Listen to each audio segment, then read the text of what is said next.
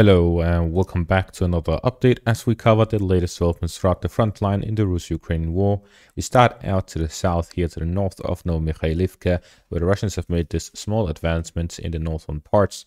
With this, the Russians are advancing further down the roads connecting to the eastern parts of Novomikhailivka, which would allow them to secure a supply line from Marinka and down south to Novomikhailivka. Combining this with the efforts here to the north, it is likely that the Russians are looking to connect and reorganize the supply lines here to the north of Novomikhailivka to start launching offensive operations to the north of the town. The Russians have been hard-pressed to gain control over Novomikhailivka with attacks from the south and the east. They are likely looking to expand their offensive operations to the north as well, which would give the Russians a significant advantage in fighting over the city. The Ukrainians currently have full control over the northern flank of Novomikhailivka, which is looking at the topographic map, also the heights above Novomikhailivka. The heights above to the north overlooks the town itself, which means that the Ukrainian positions here to the north allows the Ukrainians to overlook the town itself and gain an advantage with the height elevation. The Russians may be looking to attack and gain control of the northern parts to get the control over the heights overlooking the town and get this significant advantage that comes with control over the heights. This Russian advance was confirmed by this geolocated footage here. Moving on to the next section of the front line, we see here in the direction of Tonenke, the Russians have gained full control over the village. They've completely pushed out the Ukrainians from the village and now have 100% control of it. With this development, we see that the Russians now have control over both Orelivka and Tonenke, leaving the main fighting to take place by Berdyshi and Semenivka. Following the capture of Orelivka, the Russians started pressuring the eastern parts of Semenivka, pushing towards the eastern parts by the river line and forest lines, where heavy fighting is now taking place. In the meantime, the Russians kept pressuring in Tonenke, which they have now gained full control of. The majority of the artillery and air support will now land towards Semenivka and Berdyshi, where heavy bombardment is taking place, and the Russians are preparing future operations to take control over both villages by storming them both with armored vehicles and their infantry assault groups.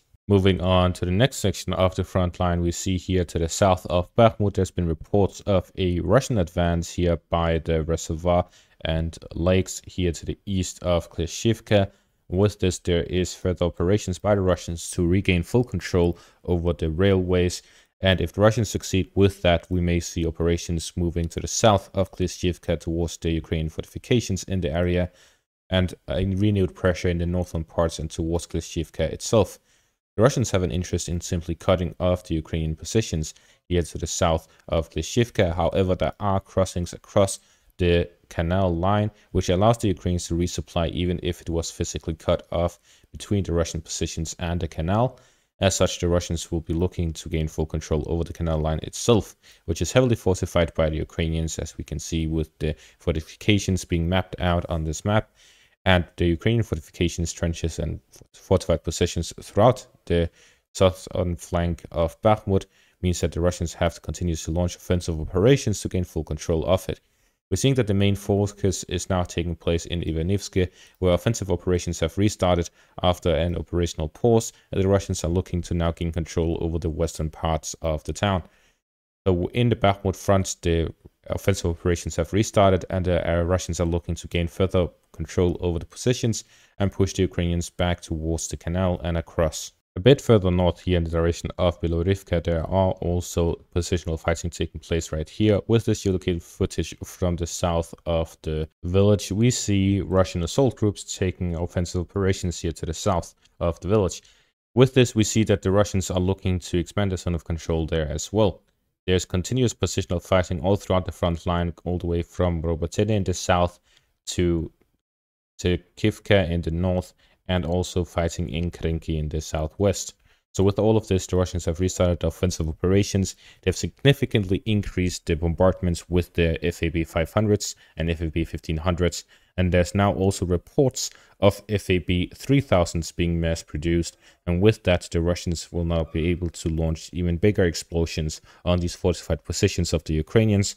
And we have so far seen the battle over Volodar, for example, being heavily bombarded by FAB 500s. That wasn't enough to destroy the Ukrainian fortified positions, so they started using FAB 1500s. And yet again, that was still not enough. Soviet concrete buildings were simply too tough. And now we're going to see FAB 3000s hitting these positions. It'll be interesting to see if that will be enough. Talking about bombings and missile strikes, the Russians launched their first massive missile strike in a while, in quite a few months. And in this one, they were hitting mainly targets in Kiev. And the Russian Ministry of Defense claimed that the targets were decision-making centers. It has since then been reported that these decision-making centers were related to the Ukrainian GRU, the intelligence operations of the Ukrainian army, the ones who are mainly responsible for the Crimea attacks, the cross-border attacks, etc. All of these operations that are beyond the front line. The Times has since released this footage here showing footage from the missile strikes and one of these missiles hitting a position in Kiev. And from this we see evidence that there are some of these missiles that hit, despite the Ukrainians claiming 100% shoot-down rate of Russian missiles. It is likely that these missiles are able to bypass the Ukrainian air defense mainly due to the lack of ammunition for the Ukrainian air defense. We see the lack of ammunition in the Ukrainian army as a general issue, but there was no clear indication of how exactly it affects the front line because there's not a lot of movement. We did see that the Russians managed to capture Avdiivka surprisingly quickly when we expected it to be another Bakhmut. Instead, we saw that the Russians were managed to gain control of it in February because of a Ukrainian withdrawal from it. This withdrawal was mainly due to the lack of ammunition being provided for the Ukrainians, and due to the lack of ammunition, they were unable to properly cover for their retreat, leading into a very disastrous retreat from the city. Now, for the first time, Shoigu, the Russian defense minister, has put into numbers how this is affecting the Ukrainian side. The lack of fortifications, the lack of ammunition, and the lack of personnel all add up to more casualties for the Ukrainians. According to the Russian Ministry of Defense, in the period of the 1st of January to the 20th of March 2023, the Ukrainians lost about a third of what they lost in the same period in 2024. The Russians claim that the Ukrainians lost 71,000 soldiers as casualties in the period of the 1st of January 2024 to the 20th of March 2024. So in this just a bit short of 3-month period, the Russians claim the Ukrainians lost 71,000, and that is 3 times as much as last year. At the same time, if we take a look at the confirmed Russian casualties in Ukraine per week, we see that in the period of December to March of 2023-2022, compared to December to, let's say, January, because February and March hasn't been completed yet, there's a significant drop in the amount of casualties the Russians were taking. In the first week of January 2024, the Russians had 159 casualties. In the first week of January 2023, the Russians had 627 casualties. That is a significant drop, about a third of the casualties they took last year. So if the Russians are taking 1/3 of the casualties they did last year, and the Ukrainians are taking 3 times as much casualties as last year, then the Ukrainians are taking, or the difference is 9-1 compared to what was previously the case. So if it was previously 1-1, it is now 9-1. 9 Ukrainian casualties for every 1 Russian casualty. This is of course not including the wounded, so the Russians would likely be a bit more, but still this is a significant drop overall, because this is the killed compared to the killed, not just everything compared to the killed. Therefore, it is clear that the Russians are taking significantly less casualties, while the Ukrainians are taking significantly more casualties. And this will eventually lead to this Ukrainian collapse that is being talked about so much, the upcoming Russian offensive.